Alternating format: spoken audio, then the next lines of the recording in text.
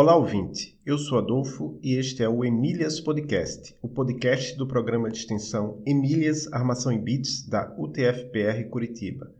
Este podcast entrevista mulheres que trabalham na área da computação para entender suas motivações, suas dificuldades e desafios e mostrar um caminho de como você, mulher, também pode fazer história na área da computação.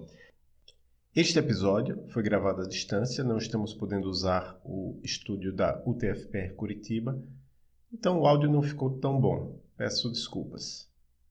Hoje estamos aqui com a Priscila Benavides. Ela é analista e desenvolvedora de sistemas na Ateliware.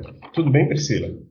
Tudo bem, Adolfo. Obrigada aí pela oportunidade, viu? Um prazer estar aqui para falar de uma coisa que eu gosto tanto. Prazer também. O que é que você pode falar mais um pouco sobre o que é que você faz, o que é que você fez, sua formação? Legal. Hoje eu trabalho na Ateliware, né, com o Dynamics, que é um ERP, né, um sistema de gestão empresarial da Microsoft. E sobre como que eu escolhi a minha carreira, na verdade eu queria ser arquiteta. E eu sempre gostei de desenhar casas, até desenhava planta baixa à mão. E até hoje, às vezes, eu faço isso. Fico olhando uma casa por fora, observando as portas e janelas e tentando imaginar como que é a planta dela, né? Essa conexão com casas vem muito da minha mãe. Mas os meus pais, eles me incentivaram a fazer um curso técnico junto com o ensino médio. Porque assim eu logo teria um trabalho e certa independência financeira para depois pagar minha faculdade, né? Eu sou de São José dos Campos, São Paulo, interior de São Paulo, região do Vale do Paraíba. E na época, ali na minha cidade, ela não tinha um curso técnico de edificações, né? Que seria um preparo para a área de arquitetura. E daí eu parti para o plano B. E o plano B é porque meus pais, desde que eu tinha uns 2 anos de idade, eles já tinham um computador em casa. Eles tiveram uma escola de informática nessa época, em 1990. E o meu pai, ele cursou técnico em processamento de dados, né? E foi isso que influenciou o meu plano B, que foi o técnico em informática. O meu pai, na verdade, ficou um pouquinho com receio, assim, sabe? Na hora da matrícula, ele até me perguntou: você tem certeza que você quer estudar para o resto da sua vida? Aquele momento eu não sabia muito bem o que ele queria dizer, né? Mas eu aceitei o desafio, né? Eu formei no técnico em 2005. E logo no comecinho desse último ano do técnico, eu já consegui um estágio na Petrobras, que lá em São José dos Campos é a Revap, né? E era na área de suporte, então eu formatava computador, fazia imagem com Ghost, trocava teclado e mouse, carregava monitor de tubo pela fábrica, porque ainda eram monitores de tubo. Mas aí essa experiência, ela me fez ter certeza que eu queria a área de programação, eu não queria suporte. Então, no fim de 2005, eu consegui um outro estágio na área de desenvolvimento de sistemas, né, na Funcat, que é uma fundação ligada ao INPE, e era onde meu pai trabalhava. E daí eu comecei a trabalhar com programação. É interessante, não é a primeira pessoa que conta isso aqui, não, eu queria fazer um curso técnico, meus pais queriam que eu fizesse um curso técnico e foi parar na informática. Sim. Mas assim que você entrou no curso técnico, você já se identificou, você demorou um pouco para gostar do curso, como é que foi? Olha, foi bem interessante, porque assim, como era o ensino médio junto com o técnico, eles faziam o seguinte: no primeiro ano, eles incluíam poucas matérias técnicas, acho que eu tinha 2 ou 3 só, para depois ir aumentando, né? E aí eu tive, no primeiro ano, uma matéria chamada Lógica, né? E aí, com essa matéria, foi interessante que eu me apaixonei. Então, assim, eu não tinha tanta ideia do que seria. Eu conheci um pouco por causa do meu pai, mas vivenciar é outra coisa, né? Então, foi nesse momento que eu falei assim, puxa, gostei muito disso, faz muito sentido, tem muita lógica. Então, foi interessante que foi no primeiro ano que, assim, nessa matéria que eu me identifiquei, né? E quando você fala lógica, seria lógica de programação. Você aprendeu a programar em alguma linguagem? Isso. Ou foi Não, algoritmo? na verdade, isso, foi mais algoritmo. Eram testezinhos que a gente fazia à mão mesmo, como se fosse uma prova tipo de matemática, só que de lógica, sabe? Então era bem simples, assim, não tinha uma linguagem específica, era tipo um Portugal, sabe? Então foi desse jeito essa matéria aí. Certo. E hoje você é analista de desenvolvimento de sistemas na Atelware. Como é que você chegou na Isso. Atelware? Há quanto tempo você está aí? Como é que você chegou na Atelware? Isso. Então, é legal que faz um ano já, dia 18 de fevereiro agora, né? Fez um ano que eu tô na Atelware. E foi interessante que tem todo um contexto, né? Por causa de eu ter feito técnico, eu já tive experiência na área bem cedo, né? Então, com 17 anos, eu já tinha carteira assinada como programadora, né? Então, eu já comecei a programar lá em Visual Basic 6, sabe? E os sistemas que eu programava lá na Funcat, eles eram voltados para uma área bem específica, que era geoprocessamento. Então, eu fazia um sistema que controlava os municípios com imagens de satélite, era bem interessante. Eu fui gostando cada vez mais, sabe, de ver os resultados, ver as coisas acontecendo, né? Aí, depois eu entrei para uma vaga que era de Dynamics, da Microsoft mesmo, era para fazer um treinamento, porque eles precisavam treinar pessoas para conhecer esse software, né? E era numa consultoria. Então, eu recebi esse treinamento, continuei nessa consultoria por 3 anos e meio. E aí foi interessante que esse treinamento que eu fiz, esse tempo que eu passei nessa consultoria, acabou abrindo essa porta agora, sabe? Para a Atelware. Então, assim, nenhum conhecimento é desperdiçado, né? Aí eu tive essa oportunidade de vir para cá. E foi assim, para entrar na Atelware, eu estava passando por bastante mudanças assim na minha vida pessoal, e a gente estava meio que sem saída, a gente não sabia o que fazer. Meu marido ia ser mandado embora de uma empresa que ele estava há 5 anos. E ele falou assim: "Ah, Pri, não tem nada para mim aqui. Se tiver alguma coisa para você em qualquer lugar, a gente tá aberto". E aí uma empresa entrou em contato comigo aqui de Curitiba para fazer um processo seletivo e eu aceitei. Mas como eu não sabia muito como que era a vida, né, em Curitiba, o que que eu fiz? Eu resolvi conversar com um colega que trabalhou comigo naquela consultoria com o Dynamics, né? Aí eu falei para ele: "Olha, você tá aí em Curitiba agora, como que é o custo de vida? Esse salário aqui é compatível e tal?". Aí ele falou assim: "Então, você quer mesmo vir para Curitiba?". Eu falei: "Não, eu quero, né? Eu preciso, tal, não sei o quê". E aí, nessa conversa, ele falou assim: "Ah, não, mas se você quer vir para Curitiba, então vem para Atelware". E foi muito engraçado, porque daí eu falei assim: "Ah, tudo bem, eu tô, né, tentando de tudo, então me passa como que eu faço para me candidatar para Atelware". E aí eu apliquei para a vaga da Atelware, eu lembro que era véspera de final de ano, assim, dos feriados, e aí a gente até conversou nessas semanas mesmo, entre os feriados, e logo em seguida, quando voltou, né, dos recessos, ele já falou assim: "Ah, a gente precisa de uma resposta até dia tal, e precisamos saber quantos dias você precisa para vir para cá". E aí foi isso. Eu aceitei esse desafio de mudar, trazer meu marido junto. Então, entrei na Atelware, assim, eu falei: "Olha, eu preciso de uns 45 dias aí para me organizar, uma minha mudança, né, e tal". E daí cheguei em Curitiba. E o legal é que, assim, Curitiba é uma cidade que eu sempre quis morar. Só que eu nunca tinha corrido atrás de vaga, né? E a outra vaga que tinha entrado em contato comigo inicialmente nunca mais me retornou. No fim, acabei entrando na Atelware e acabei ficando. Essa sua história aí me deixa claro uma das coisas que deveria ser uma motivação para mais e mais mulheres entrarem na área de computação. É que, de certa forma, está sobrando vaga ainda, né? Com certeza. As empresas estão disputando os bons profissionais com unhas e dentes, né, muito fortemente para poder ter gente na sua equipe, inclusive também na entrevista passada que foi publicada ontem, né, eu acho que assim, tem gente que está saindo do Brasil também, né? Ótimos profissionais, muitos ótimos Sim. profissionais estão saindo do Brasil porque tem oportunidades lá fora também. E às vezes até trabalhando para empresas de fora daqui mesmo, eu também conheço bastante gente. Também. Então, conta um pouco para a gente de como é o seu dia a dia como analista, desenvolvedora de sistemas. O que é que você faz? Você tem mais contato com pessoas, com o computador, fica mais programando, fica mais em reuniões? Como é que é o dia a dia de uma pessoa no seu cargo? É legal. Isso que é interessante, né? Às vezes a gente tem, assim, aquela ideia do perfil desenvolvedor nerd fechado só com o seu computador, né? Mas é muito diferente disso. Na verdade, é muito sobre pessoas, né? Inclusive, tem uma frase que eu acho que fui eu que criei, inclusive, que diz assim, que as máquinas nós podemos programar, as pessoas precisamos conquistar. Então, esse lance que o pessoal tem falado bastante de soft skills, eu uso muito no meu dia a dia, né? Então, no meu trabalho, hoje eu dou o suporte para esse sistema, que é o Dynamics, né?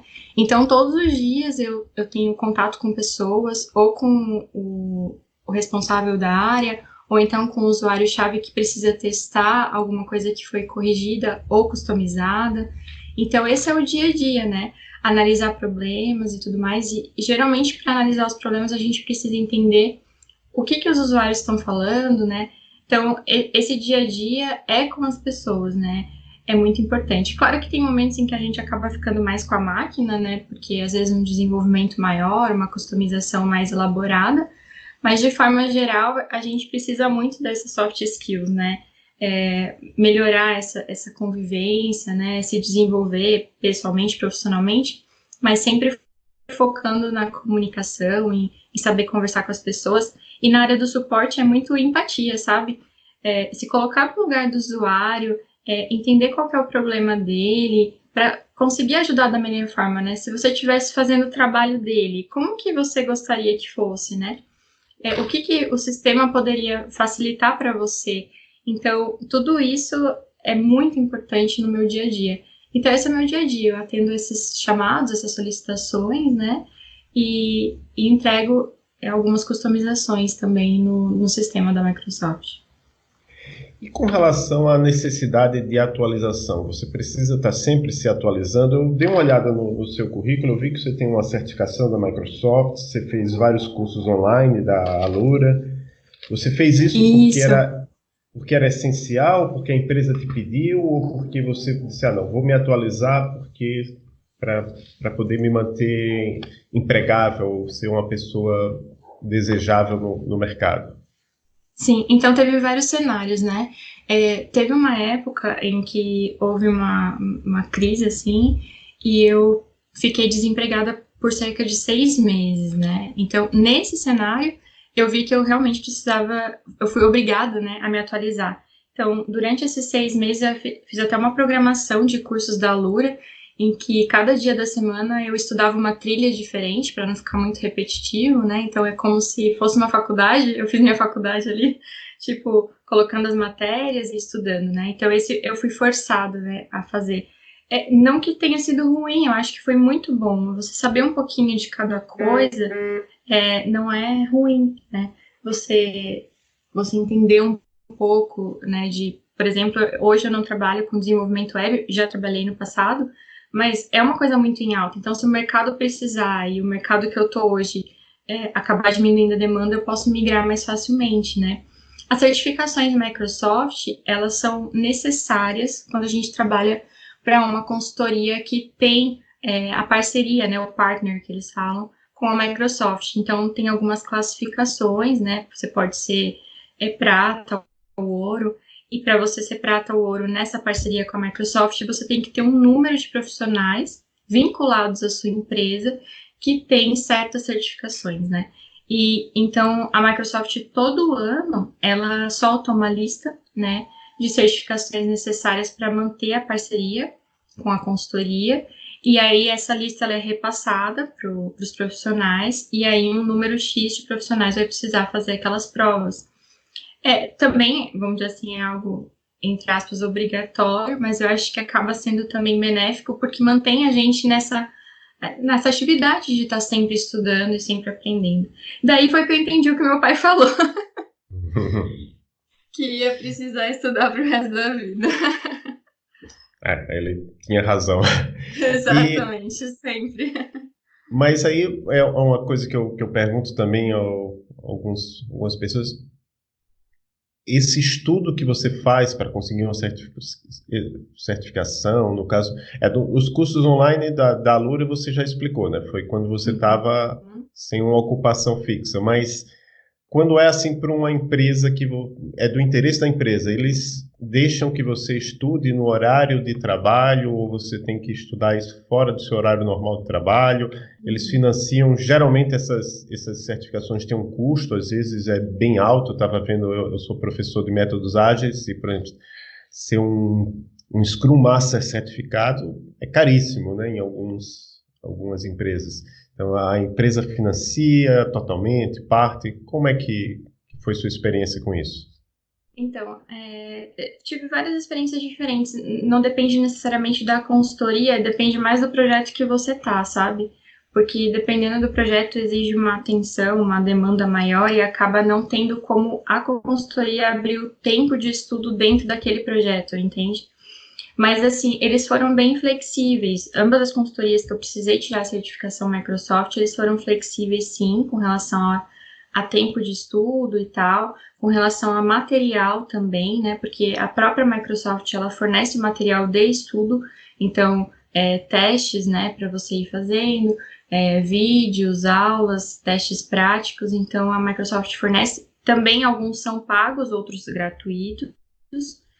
Então, as consultorias geralmente fornecem toda essa base, sabe? E com relação ao tempo de estudo, por mais que a empresa até ceda um tempo, né, algum tempo por dia, por exemplo, mas ainda assim eu sentia a necessidade de estudar em casa. Então, nessas épocas de certificação, geralmente eu tenho uma rotina um pouquinho diferente. Eu acabo chegando em casa, comendo, tomando banho, e daí entre 1 hora e 1 hora e meia que eu percebo que eu consigo ficar bem focada para estudar, estudando. E isso por dias. Eu tinha até feito um cálculo aí, eu acho que eu gastei 180 horas na última vez que eu estudei para uma certificação.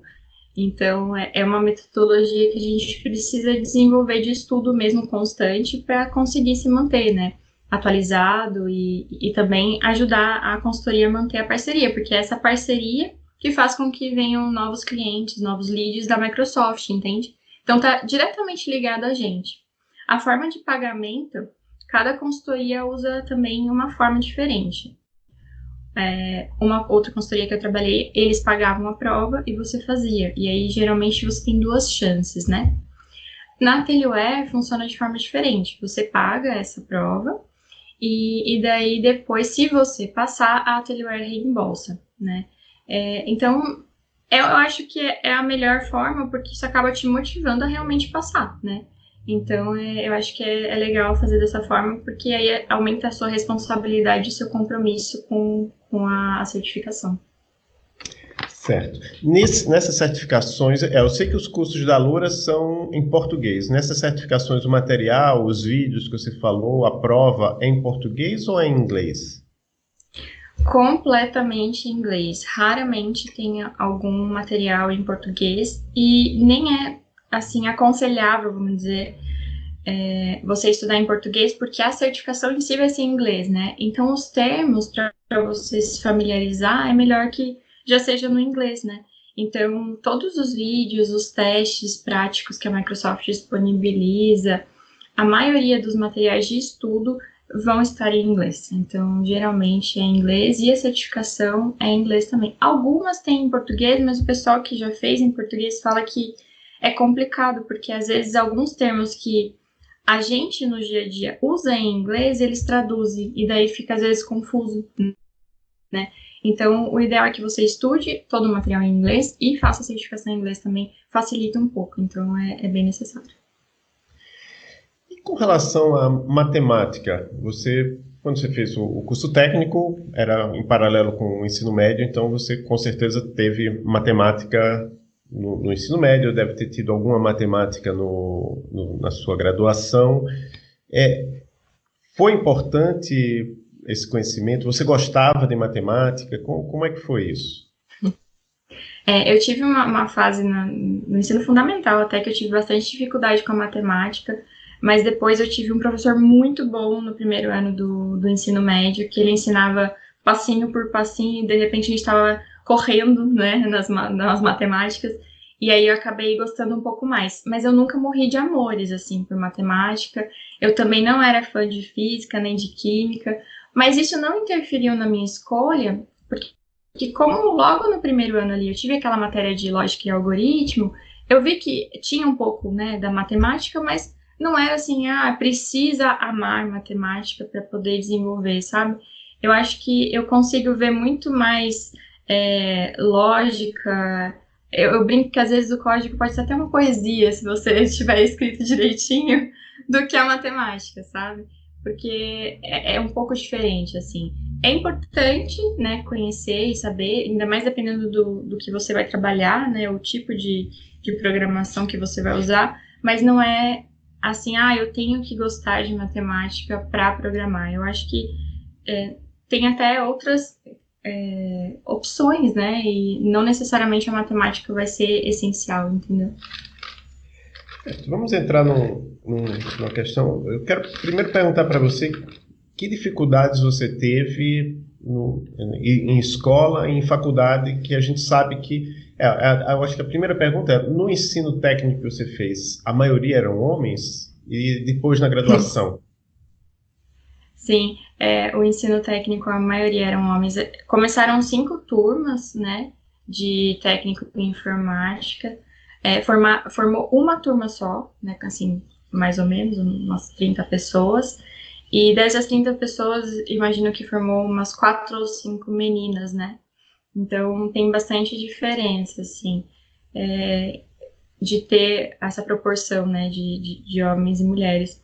Inclusive, eu fui influenciadora de uma colega bem próxima minha. Ela não sabia o que ela ia fazer e a mãe dela falou, você tem que fazer um técnico.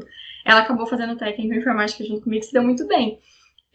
Acabou mudando de área um pouco depois, mas ela considera que o ensino técnico foi muito bom para ela, sendo em informática mesmo depois mudando de área, sabe?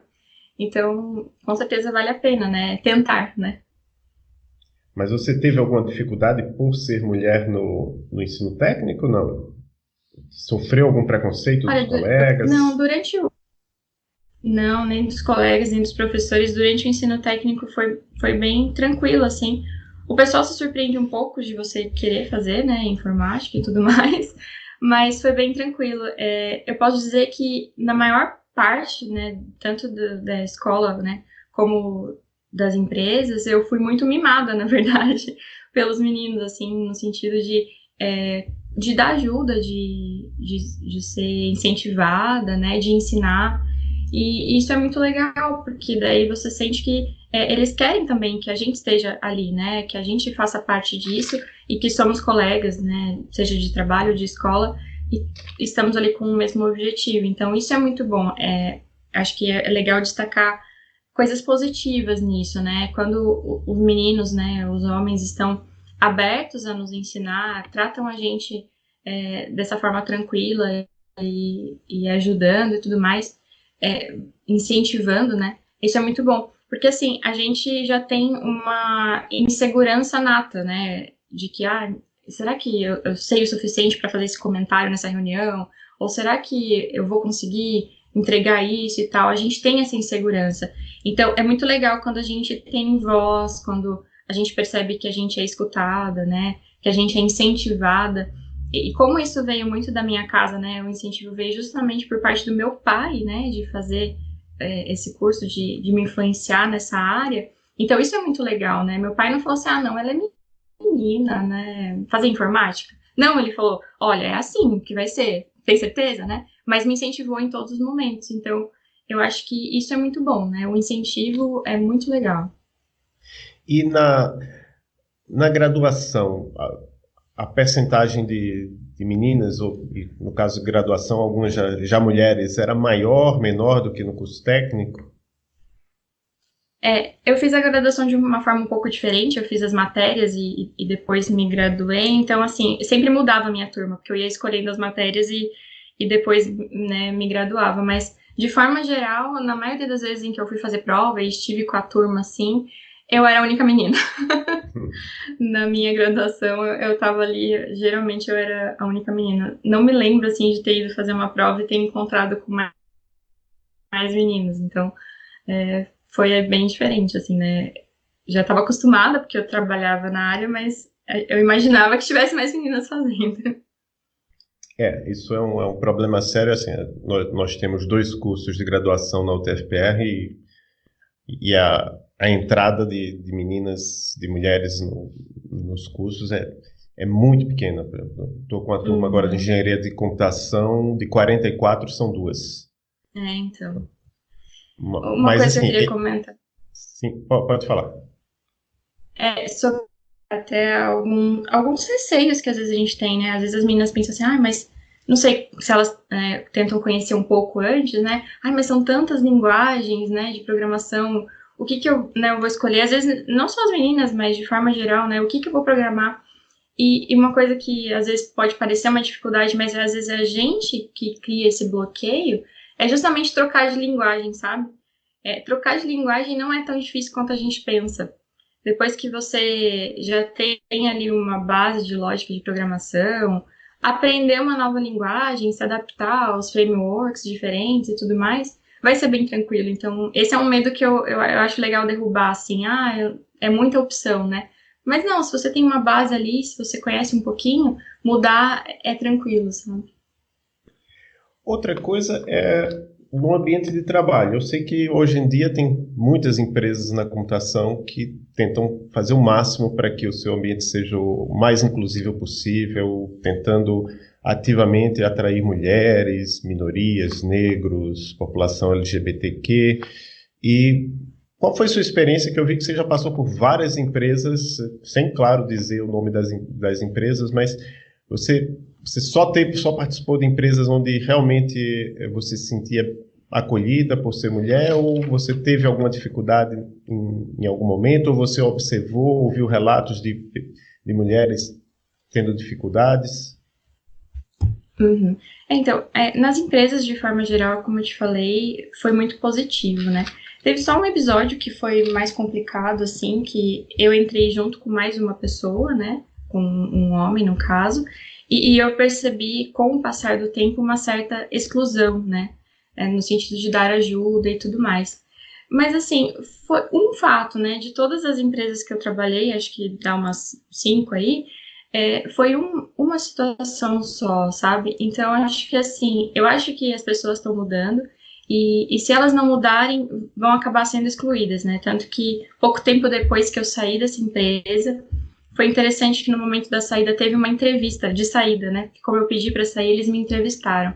Eu contei o que aconteceu, falei que isso estava me incomodando bastante, e pouco tempo depois, essa pessoa que estava fazendo isso, ela foi desligada.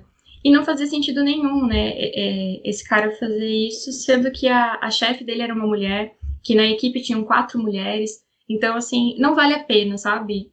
Você tratar diferente, você excluir ou qualquer coisa assim. Eu acho que a mensagem que é legal passar é que na maioria das empresas eu fui muito bem tratada, muito bem recebida, assim, me senti parte realmente do time. E essa situação me fez ver que algumas pessoas ainda precisam mudar o seu ponto de vista, né, a forma como agem com a equipe de forma geral.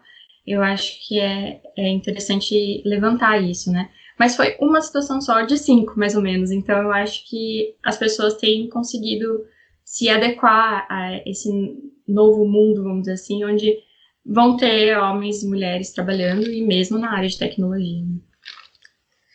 Uma pergunta, você estava lá no nosso evento do Dia Internacional da Mulher, do Grupo Emílias. O que é que você achou do evento? Eu gostei bastante, eu fui lá para prestigiar a Karen, né? Que hoje a Karen, ela é líder da equipe que eu trabalho, então eu acho que isso é muito legal, ela ter conquistado, né, esse espaço. Então eu achei que foi muito bom estar lá, né? E ela ia falar desse assunto até que a gente abordou um pouquinho aqui, né? Soft skills, que é um assunto muito em alta, né? Do que a gente precisa fazer para estar aí dentro do mercado de trabalho, além das competências técnicas, né? Então, achei que foi muito legal. E ver outras mulheres nessas posições, né, de liderança e tal, dá mais segurança. Eu sempre falei que eu não queria, sabe, liderar uma equipe, eu tinha receio, bastante receio.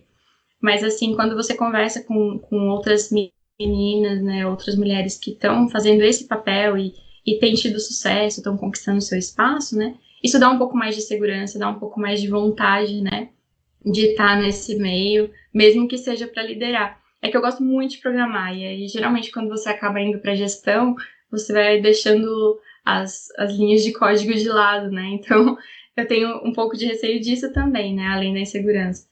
Mas é legal ver as experiências que a gente viu lá de mulheres liderando, né? Então foi bem interessante. Você falou da Karen Tabatini, né, que foi entrevistada aqui no Isso, podcast exatamente. no, Também, né? no episódio de 6 de fevereiro de 2020. Aí eu Isso. queria saber, eu vi no seu currículo também que você se dedicou a, não sei se ainda se dedica ao trabalho voluntário. Conta um pouco essa experiência com trabalho voluntário. Ah, legal. Então, eu sou testemunha de Jeová, né? Então, a gente tem um programa de ensino da Bíblia, onde a gente ajuda as pessoas a ter uma vida melhor agora, né? E aí, esse trabalho, ele é de ensino mesmo. Às vezes, até inclui ensinar a ler, né? Dependendo da região, da necessidade, né? E a gente ensina pessoas de todas as idades. E o objetivo é justamente melhorar a qualidade de vidas dela agora e dar um objetivo, uma esperança para o futuro, né? E esse trabalho, eu cheguei até, por um tempo, dedicar mais tempo a ele, né? Tem várias formas de você fazer, mas ano passado, por exemplo, eu estava dedicando 70 horas por mês, mais ou menos, nesse trabalho, né? E aí, com a correria, acabei dedicando um pouco menos agora, mas a gente faz isso de várias formas. A gente vai até a casa das pessoas, né? Conversar com elas a respeito da vida delas, do futuro, o que que elas, os medos e essas coisas assim, para dar uma esperança. E também dar uma atenção, sabe? A gente acaba sendo um pouquinho que psicólogo ali. E o que é muito legal de você fazer trabalho voluntário e estar em contato com pessoas diferentes, de formações diferentes, de realidades diferentes, é justamente colocar, às vezes, os problemas da sua própria vida no devido lugar, sabe? No devido tamanho também, né? Então, fazer trabalho voluntário me ajuda muito nesse sentido, assim, de não maximizar os meus problemas e, às vezes, conversando com outras pessoas, a gente vê que o nosso problema é bem pequenininho. E aí eu acabo saindo um pouquinho dessa coisa assim, da tecnologia, não, mas da programação, né? Mas não da tecnologia, porque a gente usa muito a tecnologia para o trabalho voluntário, porque para esse programa de ensino a gente usa um aplicativo, que é o JW Library, e ele está disponível tanto para iOS como para Android, nas lojas oficiais, e aí a gente usa muito esse aplicativo. E é até um orgulho fazer parte de uma organização que tem um aplicativo tão legal para auxiliar no trabalho voluntário, sabe? Então eu gosto bastante de usar e ajudar as pessoas dessa forma. Você participa de algum grupo? Que existem vários grupos de apoio às mulheres que estão na área de tecnologia. Você participa de algum grupo online ou offline? Hoje em dia, ainda não. Eu tomei conhecimento dessa realidade, assim, quando eu vim para Curitiba. Na minha região lá, eu não estava muito por dentro da existência desses grupos, né, e tal. Mas, assim, acho interessante a questão dos eventos, né? Então, a Atelier tem feito bastante eventos. Inclusive, eles sediaram o evento acho que é o Woman Tech Makers, né? Então, eu acho que é legal a gente estar envolvido.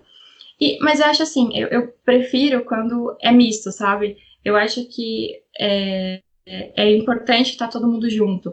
Então, eu acho que é legal, que nem quando a gente foi lá, né, no evento da faculdade, que tinham homens também ali escutando, mesmo sendo o Dia Internacional da Mulher. Então, eu acho que eventos que são mistos, grupos que são mistos, e que dão voz pra gente, né, são bem interessantes. Então, eu tenho ficado mais por dentro dos eventos agora que eu vim para Curitiba, então acabei não fazendo ainda parte de nenhum desses grupos. O que você diria para mulheres, meninas que estejam pensando em seguir carreira na área de computação? Olha, eu acho que é importante tentar, né? Então, às vezes a pessoa tem receio, né, de investir muito tempo, dinheiro e depois não gostar ou não dar certo. E pensando nisso, eu até fiz um post lá no LinkedIn, quem quiser acessar depois, por que devo programar e por onde posso começar, né? Então, até para as meninas que quiserem entender como que é essa área da maçã, se ainda não tiverem feito algum curso técnico na área, esses materiais que eu coloquei ali, muitos são cursos gratuitos, né? E aí eles podem dar uma base para a pessoa saber se ela gosta da área, se vale a pena ela investir, né, o tempo, recursos nisso. Então é bem interessante saber se você gosta, né? Então tentar é bem legal. Eu acho que assim, a programação, logo ela vai ser uma matéria fixa como a matemática, sabe? Acho que independente da área que você esteja, você vai acabar tendo que aprender lógica de alguma forma, ou programar nem que seja nas planilhas de Excel, né? Então, é interessante que todo mundo conheça um pouco disso e estude, né, para que esteja aí por dentro desse futuro que é todo mundo programar, né? Então, acho que é legal. E não se deixar levar assim, eu sou mulher e tudo mais, porque não tem diferenças, né? Se todo mundo estudar, se todo mundo aprender, todo mundo pode atingir o mesmo objetivo, fazer as mesmas entregas, né? E tudo isso. Então, não se bloquear por ser mulher. Acho que tem que tentar. E é legal que ter uma equipe mista, por exemplo, a gente vê que faz muita diferença, sabe? Por exemplo, essa experiência que eu tive agora de ter uma líder mulher novamente, né? Foi muito bom, porque daí muda um pouquinho o clima da equipe, sabe? Então, isso é muito legal. E aí as empresas, elas estão vendo como que isso é importante, né? Mas é interessante que desde o meu segundo emprego, eu sempre tive líderes mulheres, assim, de programação. Então, a gente tem visto que tá abrindo, né, essa porta e tem sido muito bom. Todas as vezes foi muito bom. Então, é bom não desistir, né? Tentar mesmo. O que mais que você gostaria de falar aqui que não tenha sido abordado nessa entrevista? Olha, acho que uma coisa interessante que eu também vou deixar o post lá no LinkedIn, mas eu estou escrevendo sobre como que a gente consegue, né, sair do acadêmico para ir para o profissional, né, sair da faculdade ou do curso técnico e conseguir um emprego. Então, algumas coisas que eu aprendi nessas experiências de troca, né, de emprego, foi que a gente precisa ter contatos profissionais sempre, né? Fazer o tal do network é muito importante. Então, como você falou, participar de grupos, de eventos, né, de conversas, aparecer, estar presente, trocar experiência, palestrar, né? Se colocar esse desafio de dar palestras, eu acho que é legal. E outra coisa importante para a gente conseguir uma oportunidade, apesar de que, assim, podemos dizer que na área da programação as vagas estão batendo na nossa porta, né?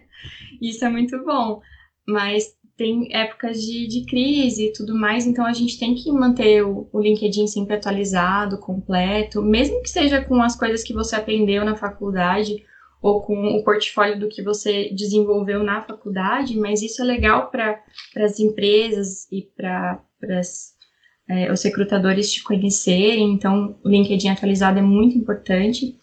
Também está sempre aberta a novas oportunidades, né? Porque o melhor momento para você procurar uma nova oportunidade é quando você ainda está trabalhando, né? Quando você está desempregado acaba ficando mais difícil. Então, se você está trabalhando, mas você está sempre atento às oportunidades, isso é muito bom, né? E a gente viu aí nessa conversa que não dá para parar de estudar.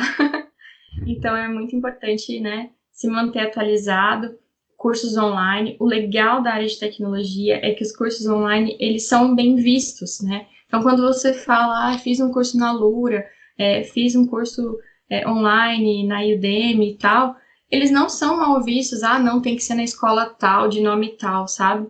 Então, a gente tem facilidade de se manter atualizado nessa área. Então, a gente tem que aproveitar essa oportunidade, né? E uma coisa interessante também, né? Que é uma área muito flexível, sabe? Tem muitas oportunidades de trabalho diferentes, você pode participar de projetos, assim, de diferentes áreas. Eu já participei de um projeto com mapa, com geoprocessamento, e agora estou mais nessa área, né, acadêmica, que eu trabalho dentro de uma faculdade também. Então, assim, a imensidão de oportunidades, de experiências é muito grande, né? Então, é legal isso, que você vai poder ir mudando e se identificando, tendo experiências novas. Então, é muito bom estar numa área que está tão em alta, né? E tem tantas oportunidades diferentes. Trabalho remoto, ou então trabalhar dentro, né, de clientes como consultoria, e todas essas oportunidades, elas têm as suas experiências, as suas lições, o seu aprendizado, e a gente está numa área que pode migrar, né, de forma fácil.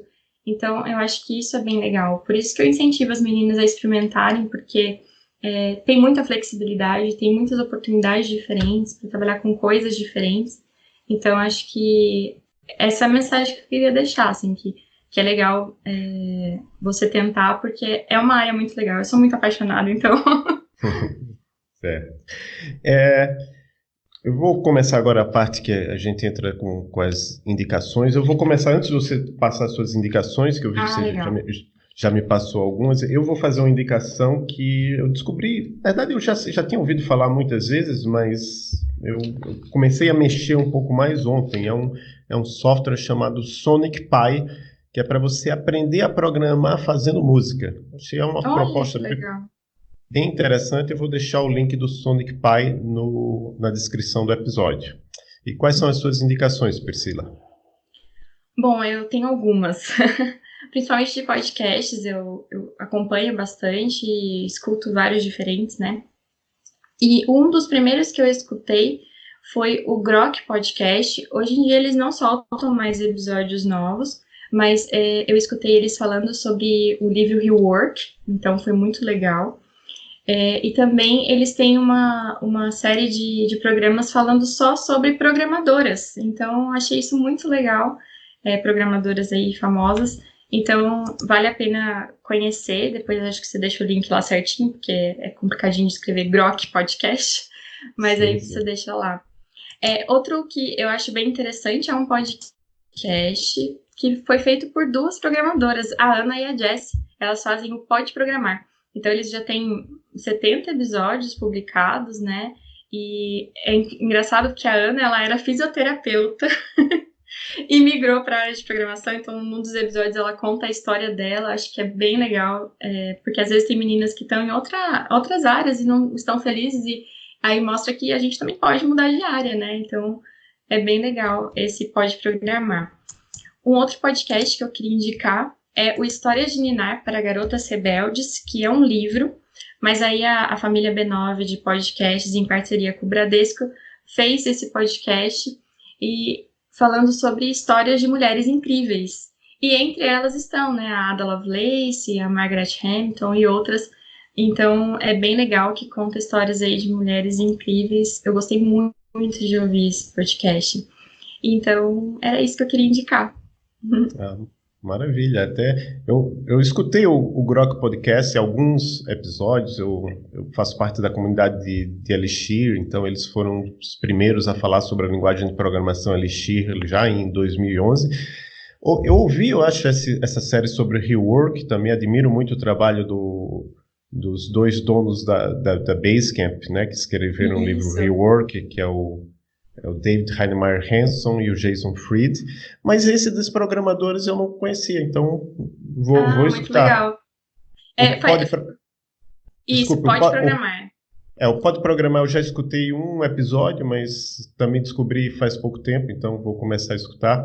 E eu também não conhecia essas histórias de Ninar para Garotas Rebeldes, que até a primeira entrevistada aqui do podcast, a professora Silvia Melabim, ela escreveu um livro para crianças sobre Ada Lovelace, até a gente sorteou no episódio anterior, mas realmente não conhecia esse...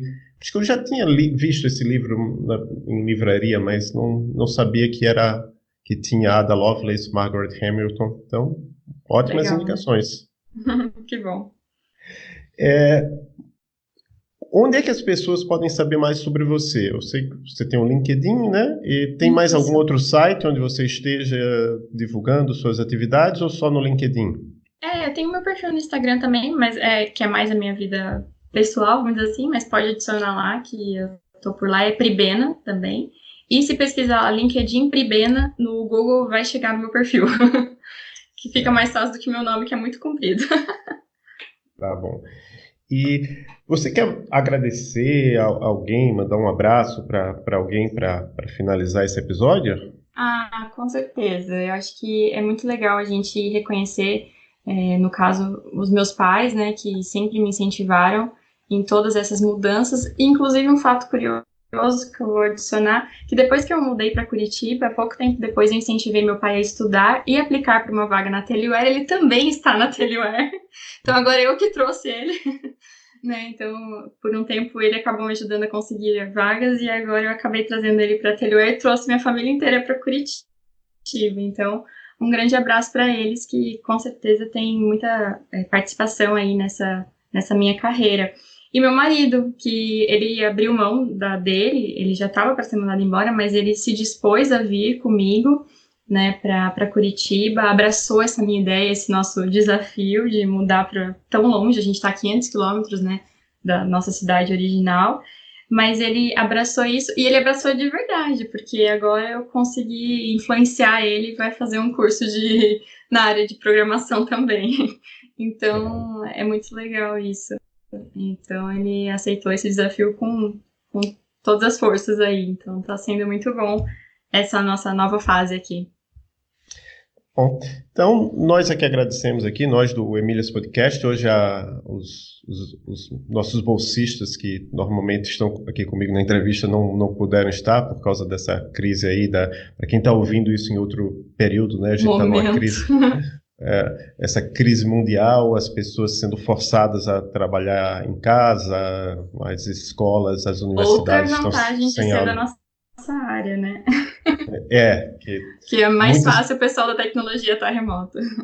Exatamente, dificilmente alguém vai ser, quer dizer, vai acabar tendo demissões também na nossa área, infelizmente, porque sempre a gente depende também de outros setores da economia, mas, enfim, realmente em geral é mais fácil, até como você falou, muitas pessoas que a gente conhece, né, acaba trabalhando em casa ou remotamente em períodos normais, não só nessa época. Isso, mas muito obrigado, Priscila, um grande abraço e tchau. Tchau, até mais, obrigada.